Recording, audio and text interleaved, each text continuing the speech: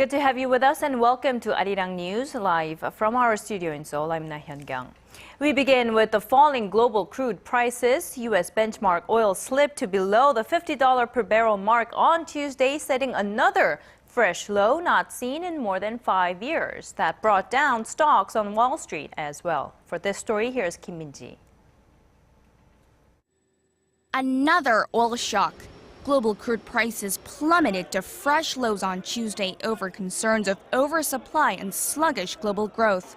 U.S. benchmark West Texas Intermediate fell 4.2% to about $48 a barrel after dipping below the symbolic threshold of $50 the previous day.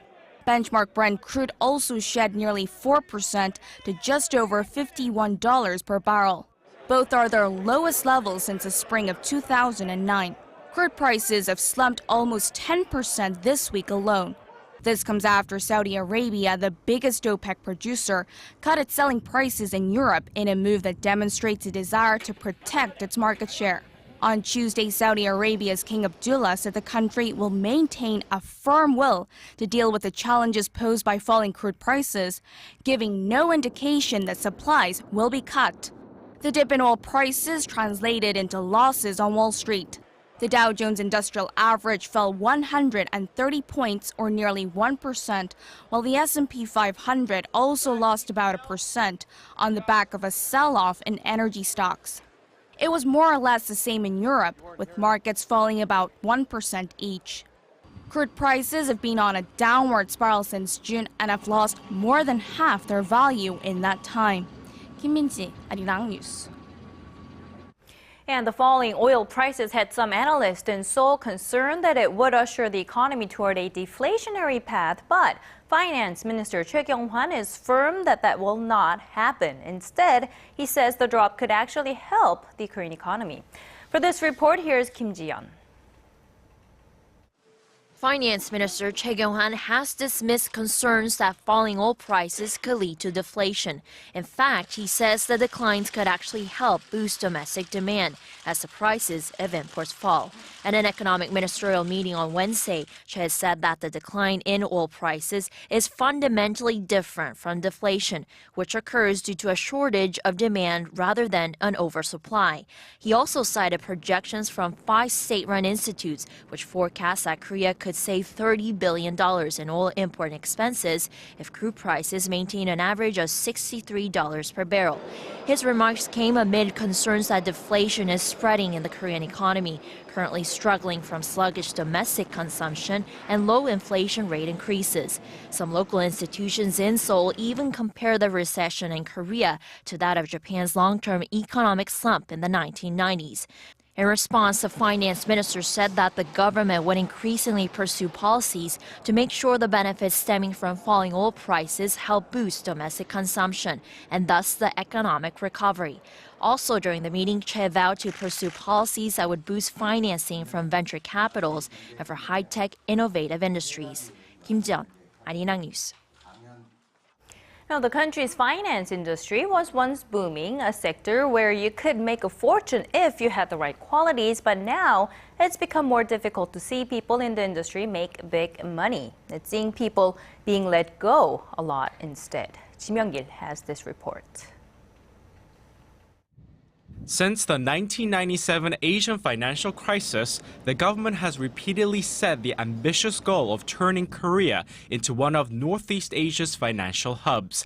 Yet latest government data shows the industry is in fact shrinking. Over the past 12 months alone, some 24,000 jobs have vanished from the country's financial sector. Statistics Korea said on Wednesday that the number of people working in the industry fell to 840,000, or about 3% of Korea's overall workforce. That's down nearly 0.5 percentage point and the lowest in 5 years. Despite the government's plans of turning the financial sector into a major growth engine, it only accounts for 5% of Korea's GDP, down from 6.5% in 2008. Industry experts attribute the decline to poor performances by stock brokerage houses that have been forced to cut back in recent years. Banks and life insurance companies have also sought mergers and acquisitions in the past year as part of restructuring aimed at sharpening their competitiveness. The job market for the financial sector does not look bright this year either. Financial analysts say that although the sector's performance will likely improve this year thanks to a steady economic recovery and the government's deregulation drive, many industry players will have to focus on overhauling their businesses to regain their competitive edge. Experts are calling on the government to speed up streamlining red tape to encourage the financial industry to provide funds more easily to the corporate sector and reduce its reliance on providing household loans. Kim Hyung-git, ARIRANG News. In contrast, 2014 was a great year for Korea's tourism industry, and this year promises to bring more of same. A report by the Korea Culture and Tourism Institute forecasts that more than 16.2 million tourists will visit the nation in 2015. That would represent a 14% jump from last year's record high of 14 million. By nationality, Chinese tourists are expected to make up nearly half of all visitors this year. The number of Japanese tourists, however, is expected to drop to its lowest point in 12 years, due in part to the weakening Japanese yen.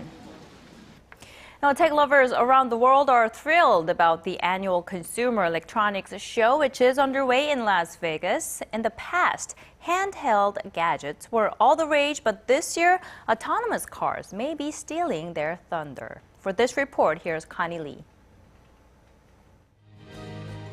Take a look at what's driving this year's Consumer Electronics Show. Or should I say, take a look at who's driving. Well, in this self-driving F-15 Mercedes-Benz, no one is technically driving. It just carried the president of CES to the show. You know, it's a very odd feeling to totally give up the wheel to a robot. The car uses radar and ultrasonic sensors to drive itself. 30 years ago, I was seeing these pictures and was dreaming of these kind of cars. This car is not only able to determine when it's safe to cross the road, it also actively tells you when it is safe to start walking across. Blue LED lights inside the white leathered interior signal touchscreens that control light and temperature, and you can even watch movies or hold video conferences sitting on these swirling chairs. Driverless cars are getting a lot of the attention this year, with Germany's Audi arriving to Las Vegas by itself from San Francisco. However, there are other automakers emphasizing their cars and their connectivity at the show. The Hyundai automobiles on display here come along with Hyundai's BlueLink smartwatch app. The voice-activated app allows Hyundai drivers to remotely start and stop the engine, lock and unlock doors, turn on the emergency lights, or call for assistance. And BMW has debuted cars that act as their own valet. After dropping off its passengers, these connected BMWs can park themselves on command from a smartwatch. However, the most anticipated technology for consumers may be the driverless car, which experts say could hit the market within the decade. Connie Lee, ARIRANG News. The fiercest battleground for global TV manufacturers this year is going to be in Asia, with the market expected to grow a lot. Market research firm Display Search says Japan is forecast to have the highest growth rate of TV market at nearly 11%. The researcher attributed the estimated surge to the country's aging population, who spend more time watching TV. The TV market of the Asia-Pacific region in the meantime, is projected to grow 7%, more than double the global average of 3.2%. The U.S. market is only forecast to grow 0.5% this year.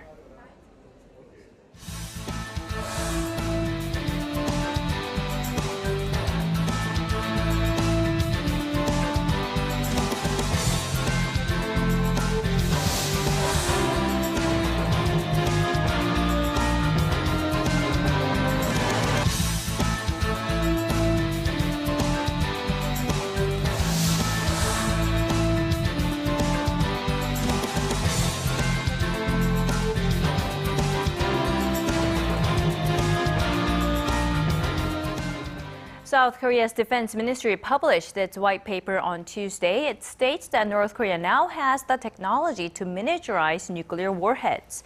It is the first time that such an evaluation has been made by Seoul. Connie Kim has more. South Korea says North Korea appears to have made significant advancements in its military capabilities. This in particular in the North's capability to make nuclear warheads small enough to fit on ballistic missiles. 8 years have passed since North Korea carried out its first nuclear test in 2006. Pyongyang's miniaturization of nuclear weapons would appear to have reached a significant level.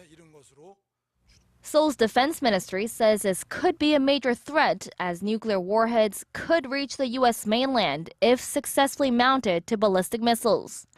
This marks the first time for South Korea's defense ministry to evaluate North Korea's nuclear technology capabilities. South Korea sees more growth in North Korea's ballistic missile technology. Its Taepodong-2 long-range missile is evaluated to have a range of 10,000 kilometers compared to 6,700 kilometers in the past.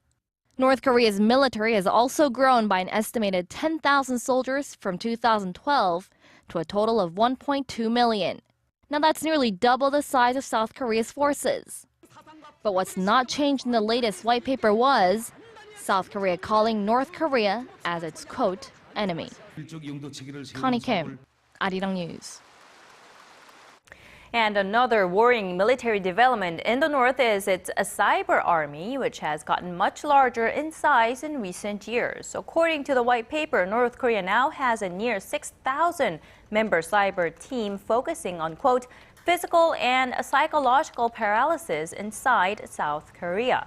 This number is double the agents the North had 2 years ago and almost 10 times bigger than Seoul's cyber workforce. North Korean defectors have said the long-term goal of the regime may be to target telecommunications companies and energy grids in other nations. Now, the new figure comes on the heels of accusations that Pyongyang was involved in the recent hacking attack on Sony Pictures. North Korea has denied any involvement.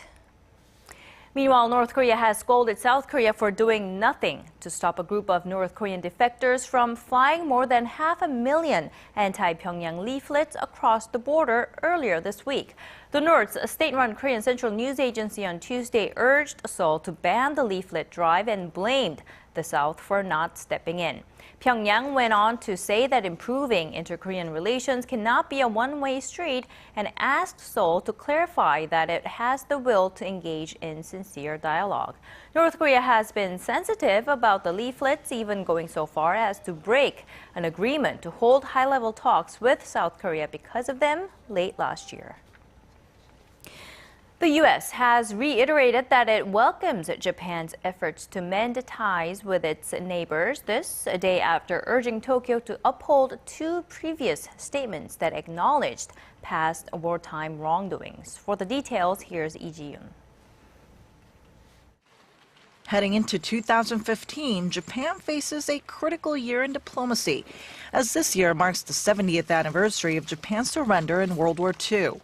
U.S. State Department spokesperson Jen Psaki said Monday that Japan's heartfelt apology would go a long way. Our view is that the apology is extended by previous Prime Minister Murayama and former Chief Cabinet Secretary Kono marked important chapters in Japan's efforts to improve relations with its neighbors. Former Japanese Prime Minister Yomiichi Murayama and former Chief Cabinet Secretary Yohei Kono both apologized for Japan's wartime aggression in 1995 and 1993, respectively. The U.S. has been prodding Tokyo to improve its ties with Korea, as Washington wants to strengthen its trilateral alliance in the region to counter China's rise. Japanese Prime Minister Shinzo Abe said this week that he would, quote, show remorse for Japan's wartime atrocities. That statement will come in August, on occasion of Japan's surrender in the Second World War. However, Abe stopped short of saying whether it would include an actual apology. Japanese public broadcaster NHK reported Wednesday that the government will start working on the statement this month. The team putting it together will include women as well as historians and media personnel. Japan's relations with its neighbors have chilled in recent years as Japan continues to deny responsibility for its past wartime aggressions. Lee Ji-yoon, ARIRANG News. bringing you the fresh updates from stories breaking in Korea and abroad. We give you a bigger and better picture of the world. Join Laah Hyun-kyung live from Seoul. Every weekday, only on ARIRANG.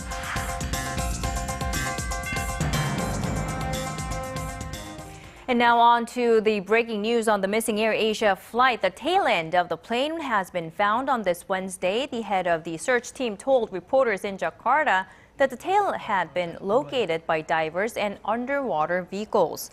It's a significant find since that part of the jetliner holds the black box and flight data recorders, which will help officials find out what exactly caused the plane to crash into the Java Sea. So far, 40 bodies have been recovered since day one out of the 162 people who were on board. More than 30 ships are involved in the multinational search and rescue effort, which has been hampered at times by poor weather conditions.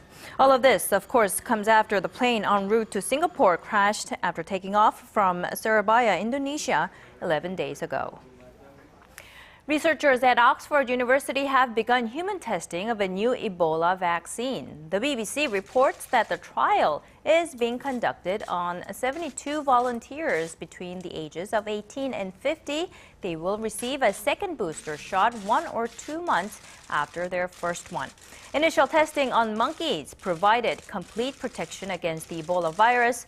The developer of the vaccine, Johnson & Johnson, said it hopes to begin a larger trial in Africa and Europe within 3 months and have the vaccine ready for use in the West African nations by the middle of the year. The World Health Organization says more than 8,000 people have been killed since the outbreak began last year. A small village in rural Kazakhstan is being called the Sleepy Hollow as an increasing number of residents fall asleep randomly for hours, some even for days. Doctors don't think it's narcolepsy. Health officials are trying to identify the cause. Kwon So-ah reports. 1 in 5 residents in a small village in Kazakhstan have been randomly falling asleep, including these children barely able to keep their balance and then dozing off. The first case was registered in spring 2013, and now the number of patients has increased to nearly 700. I was on my way home from school when I stumbled and fell asleep. My friend helped me up and took me home. Then I can't remember. Patients have been falling asleep in the middle of the day at school, work, or on the street. Some could not be woken up for a whole week. When they wake up, they suffer from drowsiness, memory loss, and even hallucinations. Doctors say many patients have brain edema, a state in which excessive fluid causes swelling in the brain. All the kids had a CT scan. There's a diffuse brain edema, but there's no deterioration in terms of neurological symptoms. There's no sign of meningitis. This is why Kazakhstan's health ministry says it has ruled out a virus or bacterial infection. Many believe the condition is linked to steam seeping out of an unused uranium mine in the area, but experts could not find any evidence. Terrified of this mysterious epidemic, almost 3/4 of the village's residents have agreed to pack up and leave. Kwon So-ah, ARIRANG News. A female bomber armed with hand grenades struck a police station in one of Turkey's leading tourist attractions on Tuesday local time, leaving 1 officer dead and another wounded. Authorities have described it as a suicide attack. They have not identified the bomber or her motive. No group has immediately claimed responsibility. This is the second attack on police in a week, this time near a historic district close to the Blue Mosque. Istanbul's governor told Turkish TV that the woman reported a lost wallet before detonating herself and that she spoke with, quote, a thick accent. Now, given that both men and women work, it makes sense that married couples would equally share the burden of household chores. But a new report shows that's not quite the case here in Korea. Shin Se-min has the story. A long-lasting, healthy, and happy marriage requires work. Real work. But in Korea, at least, most of that work in the home is being done by women. A report from Statistics Korea includes data on the distribution of home chores among heterosexual marriage couples above the age of 20 in 12 different countries. Using data from the International Social Survey program, the survey took 6 different tasks into account, including grocery shopping, cooking, cleaning, and caring for family members who are ill. Discrepancies could be seen in the participation rates in each of the 12 countries surveyed. But Korean husbands were second to last in terms of pulling their own weight behind only their Japanese counterparts. Compared to European hubbies, Korean male spouses did just about half the amount of housework. The Korean Women's Development Institute attributes this indifference among Korean husbands to help out at home to the traditional gender roles that are deeply rooted in society. However, they added that the times are changing, and so too should Korean husbands, especially with more women now working outside the home in jobs of their own. Shin Se-min, ARIRANG News. It's fair to say that whether they approve or not, the Korean public has become at least more aware of the transvestite and transgender communities. And this is reflected in some of the musicals we are about to show you. Here's Im Yoon-hee. The musical stage is often filled with unique, odd, adventurous characters. But this season, a specific type of character has been making appearances. The Tony Award-winning musical Laah Hyun-kyung has been enjoying success here in Korea, led by the character Albin, who also happens to be a very flamboyant drag queen. The outward appearance is male, but inside the character, Albin is very feminine and even motherly. Recent musicals have included very popular drag queen characters in one of the lead roles, lending to a new trend. Short skirts and high heels, these leading ladies of Priscilla have more sass than the girl next door. And just a few months ago, it brought in thousands of viewers eager to see something different. And late last year, another Broadway hit, the rock musical Hedwig jammed on, its lead character, an East German transgender singer, whose love for all rock and roll music drove her to form a band and allowed her to heal old scars. You can hear from characters with very unique backgrounds. Through the performance, people can realize their desires, and so this inspiration is becoming very popular.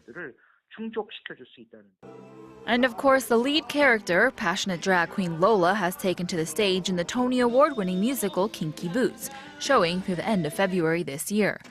This recent trend has been successfully drawing out curious audience members and looks to continue. Im Yoon-hee, ARIRANG News.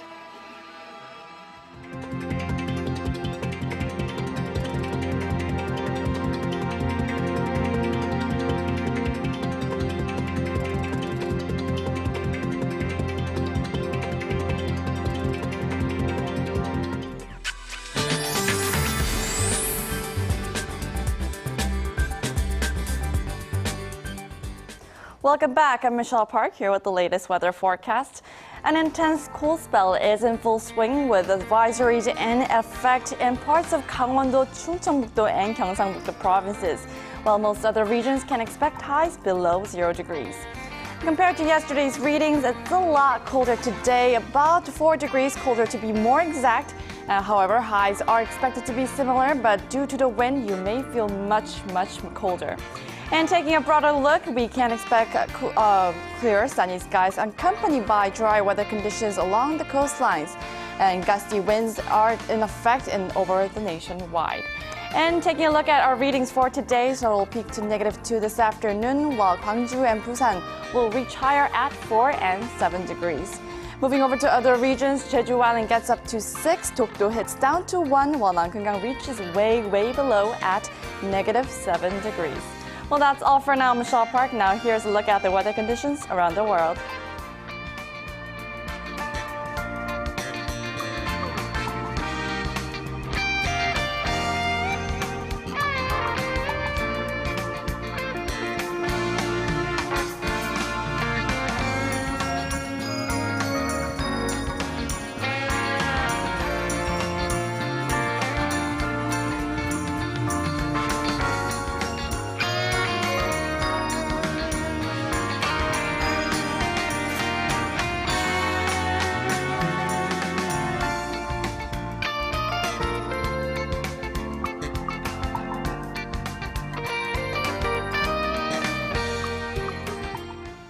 And that's a wrap from us at this hour. I'm Laah Hyun-kyung. Thanks for your company. Join us again for more updates at 6 p.m. Korea time.